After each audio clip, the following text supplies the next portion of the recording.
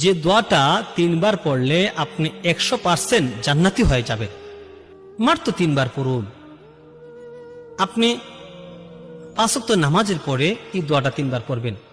অনেকে আছে, অনেক সময় দেখি এই দোয়াটা পড়লে জান্নাতি, এই দোয়া পড়লে এগুলা সব যাই কিছু বলা হয় সবকিছু আপনার মূল ঠিক রেখা আপনি নামাজ ঠিক রাখুন।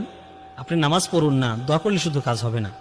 নামাজ ঠিক রাখুন, আপনার জাকাত ফরজ হলে জাকাত দেন, রোজার সময় রোজা রাখুন, মাহে রমাদানের রোজাগুলো রাখুন, আপনি অন্যান্য আমল ঠিক রাখুন, চরিত্র ঠিক রাখুন, আখলাক মুআশারাত মুআমালাত মানুষের সাথে লেনদেনগুলো আচার ব্যবহার সব ঠিক রাখুন। সবকিছু ঠিক রেখে যখন আপনি দোয়া পড়বেন তখন দোয়াগুলো কাজে লাগবে। আর আপনি যতই দোয়া করেন, নামাজ পড়েন না, কিচ্ছু না, শুধু দোয়া করে জান্নাতে যাবেন না, হবে না।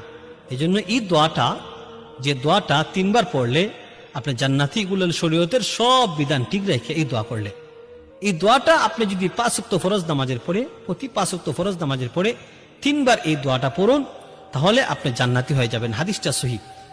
হাদিসটা সহিহ। রাসূলুল্লাহ সাল্লাল্লাহু আলাইহি সাল্লাম বলেছেন, যদি কোনো বান্দা 5 ওয়াক্ত ফরজ নামাজের পরে, প্রত্যেক নামাজের পরে 3 বার পরে আল্লাহুম্মা ইন্নী আসআলুকাল জান্নাহ ওয়া আউযু বিকা মিনান নার, হে আল্লাহ আমাকে জান্নাত দাও, জাহান্নাম থেকে বিরত রাখো।